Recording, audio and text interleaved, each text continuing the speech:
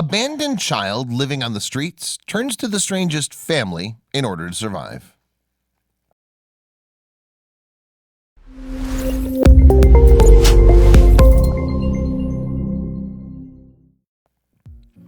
As a parent, losing your child creates the greatest panic imaginable. You're helpless, only capable of hoping that at some point authorities miraculously find and return them.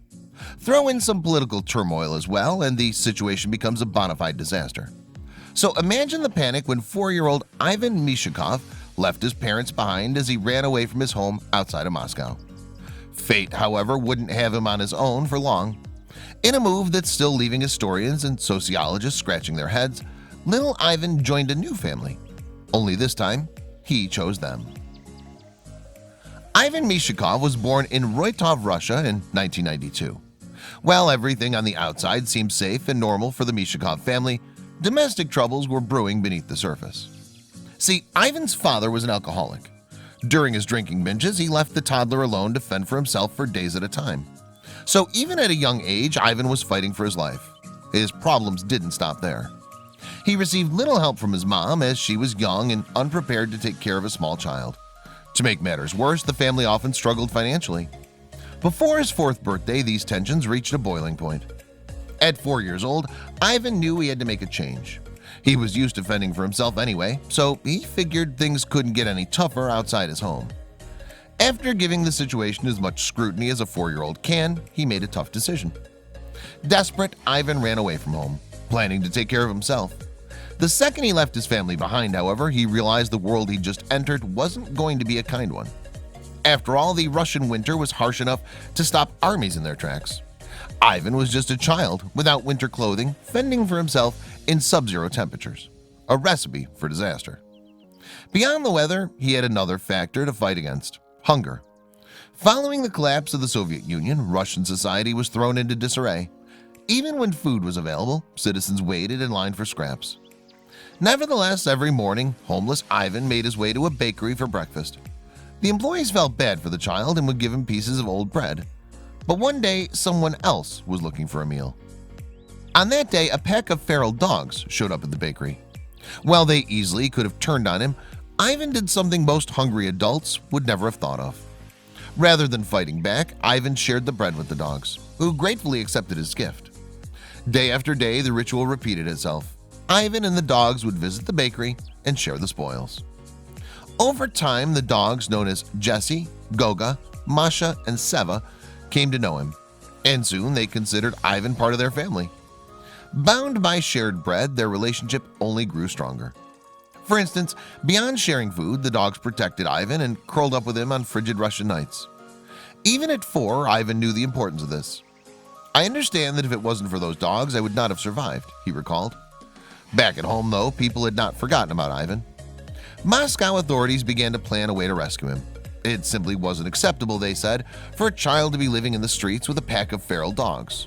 But getting Ivan into safe hands proved to be harder than they imagined. On 2 separate occasions, the police tried to pick Ivan up and take him to safety. But the pack simply wouldn't let their youngest member be taken away. So the authorities had to come up with a cunning plan.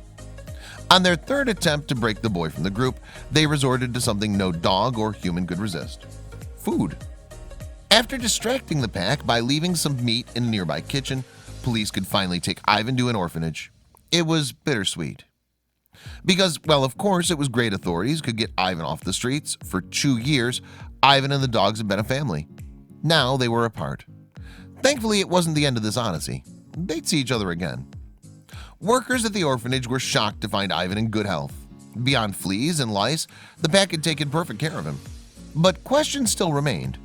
Could this feral child be reintegrated into society? During his years on the streets, Ivan's mother had passed away, meaning he had to stay at the local shelter center. All the while, the dogs remained outside the gates, doing their part to make sure he was well taken care of. Thankfully, authorities found Ivan a foster mother before long.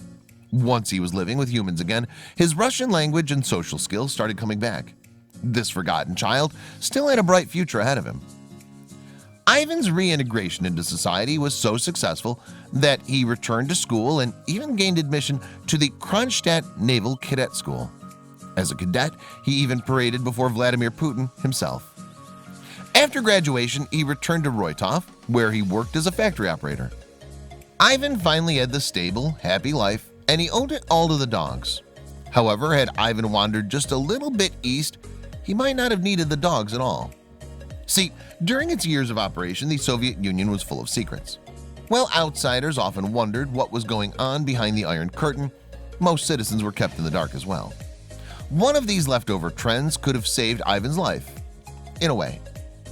Between the secret police force prowling the streets for dissidents and gulags in the Siberian countryside, there was plenty the average Soviet didn't, or simply wasn't supposed to, know. The biggest secrets were kept far from prying eyes. And where can you keep massive government projects hidden? Well, if you're a Soviet official, you keep your biggest secrets under wraps in what are called closed cities. Closed cities were special areas controlled by the Soviet government. While people lived and worked there, only authorized citizens could enter the city via checkpoint. Most closed cities were kept off official maps, hiding them from the world.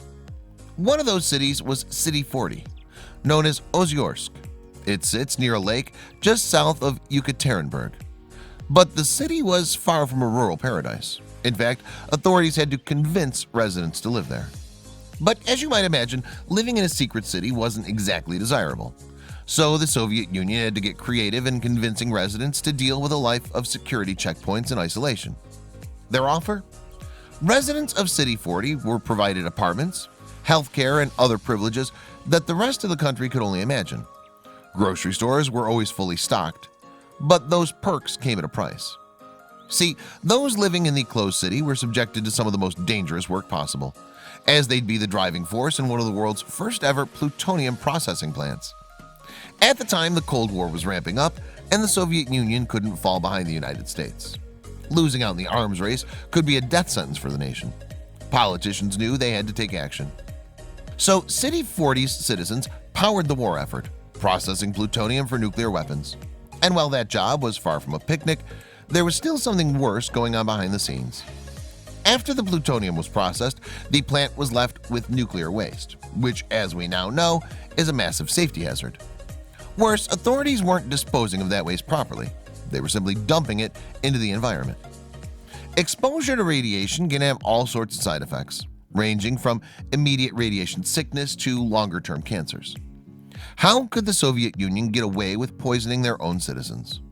Well, given that the plant was in a closed city, the authorities could more or less do as they pleased. The outside world didn't know the city existed deep in the forest, let alone that it was being poisoned. Over the plant's lifespan, it's estimated that the amount of contamination released was 2 to 3 times larger than Chernobyl. But the pollution hit one area harder than the others. City 40 was built alongside Teka River, which felt the brunt of the dumping. While the river and its surroundings are still radioactive to this day, it also carried a large amount of the pollution elsewhere. The river runs into Lake Karachi, which once looked like a perfect place to stop for a swim in a Russian countryside. Now you wouldn't want to even think about dipping a toe in that radioactive water. Today, that ordinary-seeming lake is one of the most contaminated spots in the entire world.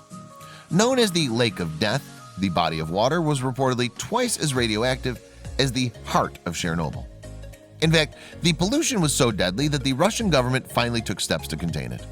The lake was filled with concrete blocks and eventually covered with layers of rocks and dirt, turning it into a permanent waste storage facility. Despite all the hazards, some people still call Ozyorsk home. The passing of time and all sorts of health risks simply can't overpower the pull that keeps them anchored to the former City 40. Ozyorsk is still technically a closed city, making residents hesitant to leave. Not only would they be leaving everything the government provides for them behind, but they could never return to the area. It all comes down to a simple reality. Even in a contaminated city that was kept off the map for decades, there's no place like home.